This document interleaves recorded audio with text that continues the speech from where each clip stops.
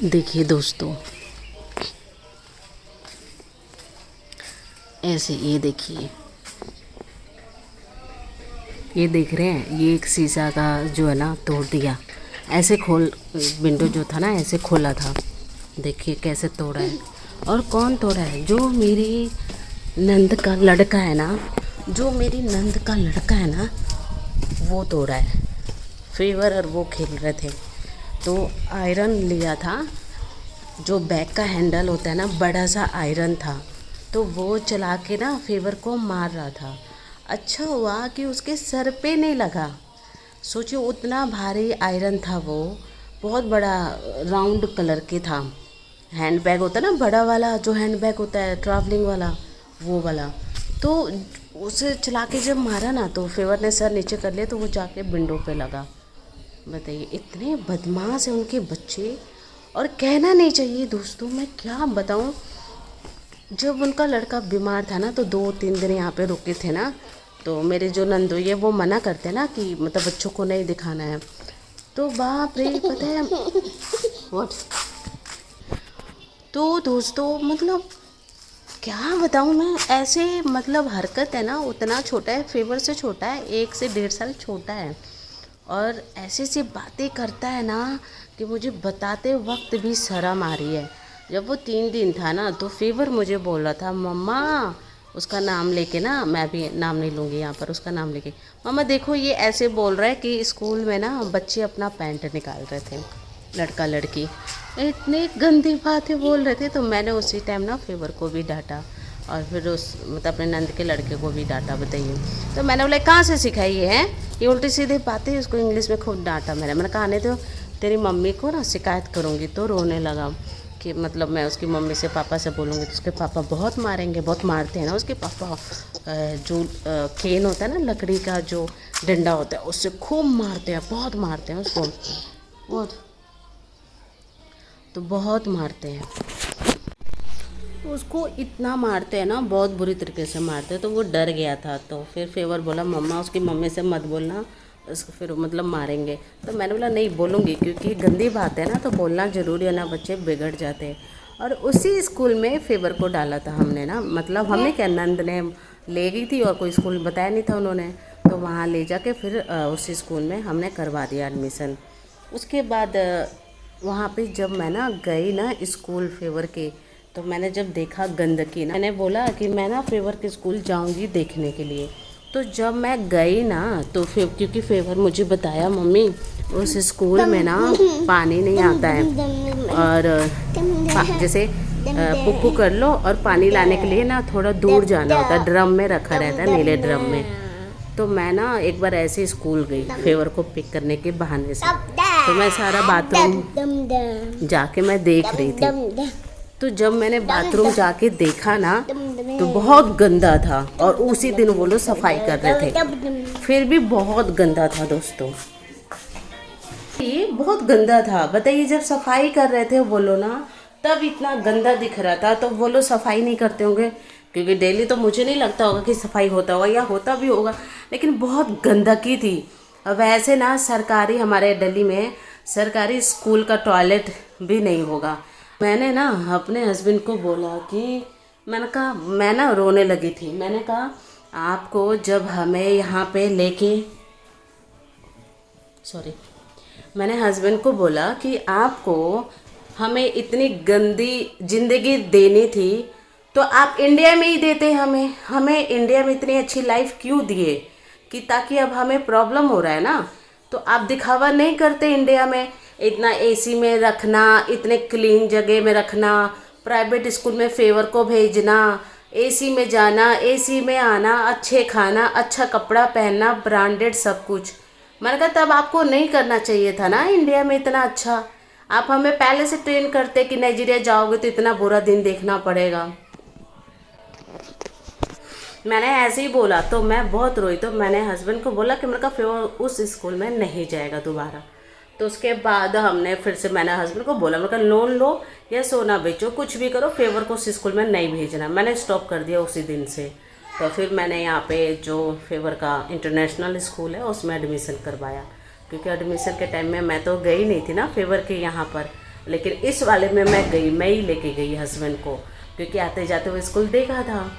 तो वो स्कूल मुझे ना शुरू से नहीं पसंद है, तो उनका जो लड़का वहीं पढ़ता है और ऐसी ऐसी गंदी गंदी बातें करता है। उस दिन मैंने ना उसको अच्छे से समझाया, मैं कहा सुन, मैंने कहा यहाँ खेलने आ रहा है ना, गंदी बातें बिल्कुल मत बोलना फेवर से। मना करती हूँ फेवर को ना, मना करती हूँ उनके बच्चों के साथ खेलने के लिए।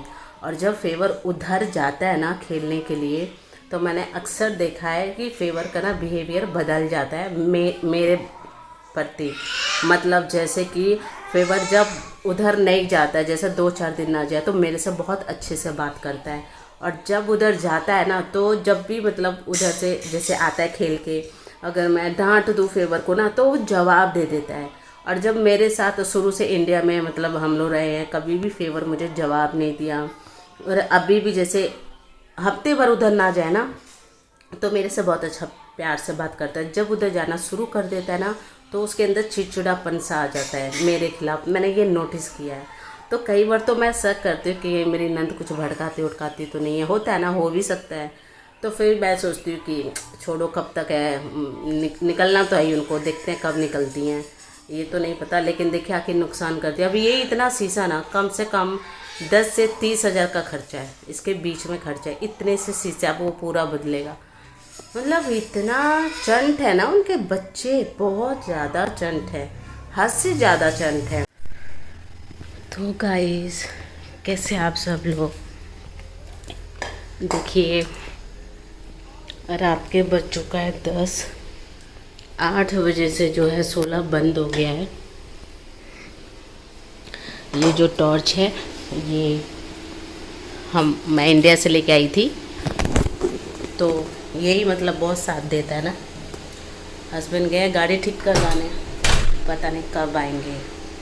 और 16 भी काफ़ी देर से बंद हो गया है, मुझे आता नहीं है जनरेटर चलाने। मैंने कोशिश तो बहुत बार किया है चलाने को, लेकिन पता नहीं क्यों जब उसको खींचते हैं ना तो वो ऑन ही नहीं होता है। और कई बार तो ऑन हो जाता है, कई बार नहीं होता है। लेकिन मैं डरती हूँ कि कहीं कुछ ख़राब ना हो जाए ना 16 वगैरह। अगर 16 ख़राब हो जाएगा तो फिर बहुत मुश्किल हो जाएगा, इसीलिए मैं नहीं छेड़ती हूँ। तभी तो ये लाइट है, शुक्र है। और ये बैटरी वाला पंखा है, पता नहीं क्यों ये भी अब चार्ज नहीं हो रहा है ना। तो मैंने समर को खाना दे दिया है, कोशिश कर रही हूँ कि सुला दूँ ना समर को, ताकि फिर मतलब दिक्कत ना हो। और अभी तो थोड़ा बिना पंखे का बिना चल सकता है। और मेरे प्यारे सब्सक्राइबर कह रहे थे ना, जैसे ये सब काटता है, देखिए मैं दिखाती हूँ, पता नहीं दिखेगा कि नहीं, अंधेरा है ना। ये जितने ब्लैक और रेड है ना हाथों पे, ये सब समर का देखिए अंधेरे में दिख नहीं रहा है, बहुत मतलब काटता है ना। तो घर में भी काटता है, सिर्फ बाहर नहीं। देखिए हम लोग इसलिए नेट लगा रखे हैं, नेट में भी घुस जाते हैं। वो जो सरफ्लाई है ना, वो इतना भयंकर काटता है ना कि ऐसे देखिए, ऐसे लगता है ना कि जैसे इंजेक्शन लगाते टाइम दर्द होता है ना, वैसे। और एक दो नहीं काटता है, बहुत सारे काटते हैं। तो जो ओडोमॉस है ना, वो भी लगा के रखते हैं हम लोग। मैंने सब ट्राई कर लिया, ओडोमॉस तो लगाते बच्चों को तो मैं खासकर लगाती हूँ। ट्राई तो सब कुछ कर लिया मैंने, ऑयल में कपूर डाल के लगाना वो भी मैंने कर लिया, सरसों का तेल लगा के देख लिया। ऐसा सनफ्लाई है ना कि पता नहीं क्यों मुझे और समर को ही खाता है, हस्बैंड को नहीं खाता है, पता नहीं क्यों। आपको भी खाता है? नहीं। तो क्यों कह रहे हैं मुझको भी? आप पापा को नहीं खाता तो हमको भी नहीं खाता। हाँ, तो हम समर को मुझे ही बहुत काटता है, तो पता नहीं क्यों ऐसा है यहाँ का ना। तो मिलते हैं आपसे मॉर्निंग के वीडियो में।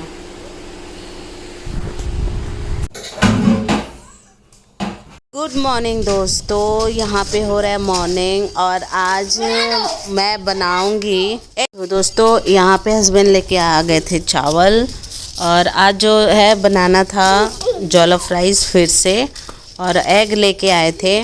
तो यहाँ पे मैंने सोचा कि पूरा बनाऊँ या आधा बनाऊँ, समझ नहीं आ रहा था। लेकिन फिर मैंने बनाया जो जॉलोफ राइस है। और यहाँ का जॉलोफ राइस जो है ना दोस्तों, बहुत अलग है। ना उसमें जीरा पड़ता है, ना उसमें तेज़ पत्ता पड़ता है, मतलब कोई भी ना गरम मसाला नहीं पड़ता है, कुछ भी मसाला नहीं डालते और फिर भी ठीक बन जाता है। और ये लोग मसाला ना नहीं खाते हैं, ये लोग कहते हैं मसाला खाने से बहुत सारी बीमारियां होती है, शायद इसीलिए यहाँ के लोग जो है ना बहुत जवान दिखते हैं और बहुत लंबी उम्र होती है यहाँ के लोगों की ना, 80-80 साल, 100-100 साल, कई तो 105, 102 ऐसे होते हैं। मेरी जो सासू माँ की मम्मी थी ना वो 100 कुछ थी तब वो मतलब एक्सपायर हुई थी। यहाँ के लोगों को 60 साल के लोगों को भी देखोगे ना तो यकीन नहीं मानोगे, ऐसे लगता है कि 40 साल के हैं, और 40 साल वालों को देखोगे तो ऐसे कहोगे 20 साल के हैं, मतलब इतना यंग दिखते ना। और यहाँ का जो खान पीन है आप सब ने तो देखा ही है मेरा वीडियो में, यही इनका राज होगा, मसाला वगैरह तो नहीं खाते, लेकिन हाँ मैगी क्यूब और जो चिली होता है वो तो बहुत खाते हैं ये लोग, ऑयल बहुत खाते हैं ये लोग। मैंने हर जगह मैं गई हूँ ना, इनके खाने में ना ऑयल जो है ना ऊपर ऐसे तैरता है ना, जैसे पानी तैरता हो, इतना ऑयल डालते हैं ये लोग खाने में ना, बाप रे बहुत ज़्यादा यूज करते हैं। अच्छा दोस्तों, आप लोग कह रहे थे कि मैं एक ही बात को बार बार रिपीट करती हूँ, मुझे ना पता ही नहीं चलता है कि मतलब कैसे रिपीट कर दिया। और मैं सुनती भी हूँ अपलोड करने से पहले ना वीडियो, फिर भी मैंने ना मतलब ध्यान नहीं दिया है।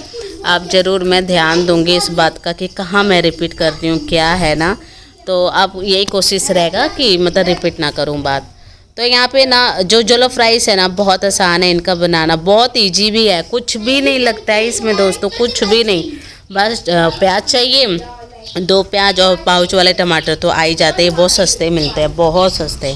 तो पाउच वाला जो टमाटर है ना उसी में सब कुछ होता है, मिर्ची भी उसी में होता है, नमक भी उसी में होता है, थोड़ा बहुत नमक अपने स्वाद अनुसार डालना होता है।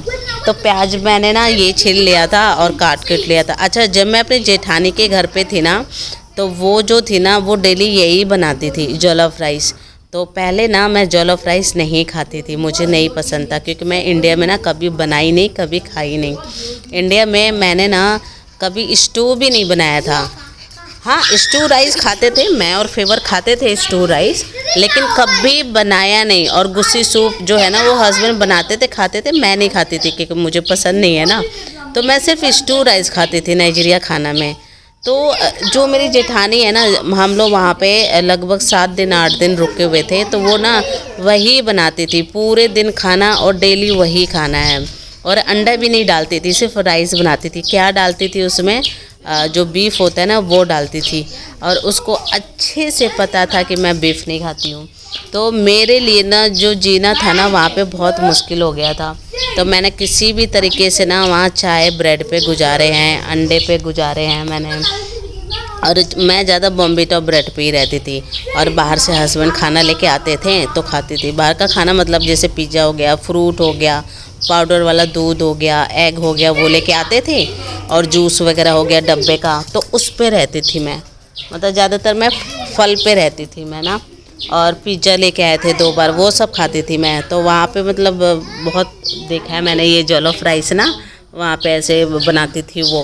तो इसलिए यहाँ पे आके मेरे हस्बैंड भी बनाते हैं तो मैं सीख ली हूँ, और बहुत आसान है। टमाटर प्याज काटा, तेल में डाला, फ्राई किया, और चावल को वॉश करके उसमें डाल दिया, और सिर्फ नमक डाल दिया, बस हो गया, कोई मसाला नहीं।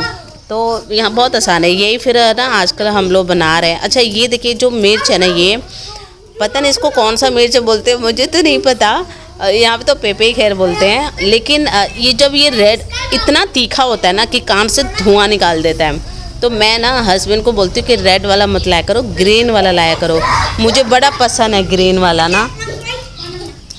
वाला जो चिली होता है ना मुझे बहुत अच्छा लगता है खाने में, तीखा होता है लेकिन मज़ा आता है खाने में।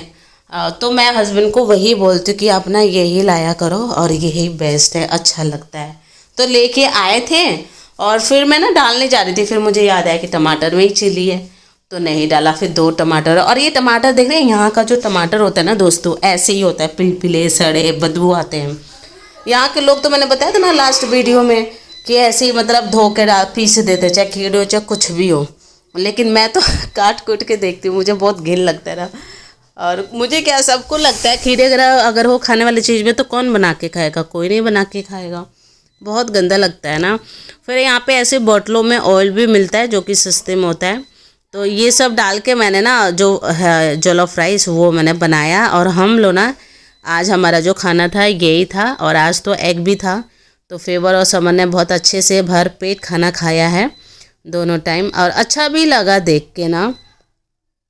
तो दोस्तों मिलते हैं आपसे नेक्स्ट वीडियो में। और दोस्तों प्लीज़ आप लोग थोड़ा सा सपोर्ट करिए दोस्तों, लाइक करिए, सब्सक्राइब करिए, चैनल को शेयर करिए, और प्यारा प्यारा सा कमेंट करिए जो मुझे अच्छा लगे और मुझे हिम्मत भी मिले वीडियो बनाने में। तो प्लीज़ दोस्तों आप लोगों से रिक्वेस्ट है, सपोर्ट करना ना भूलिए। और मिलते हैं आपसे नेक्स्ट वीडियो में। Bye bye, thank you for watching my video guys, thank you so much.